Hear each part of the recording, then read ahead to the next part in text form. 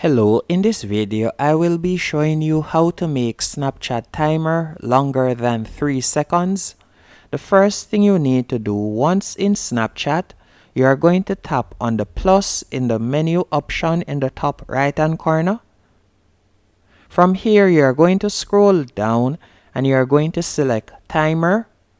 After selecting timer, right where you see the 3 right below the music icon, you are going to tap on that. Then you are going to pull the slider to the right, and the further you pull it to the right will be the more the timer is increased. So for example, you could go up to 10 seconds, or you could tap or stop, better yet, right where you see 5 seconds, then tap on set timer. So now instead of 3 seconds, it is set at 5 seconds. Hope you found this video helpful and informative. If you did, be sure to hit the like button and subscribe.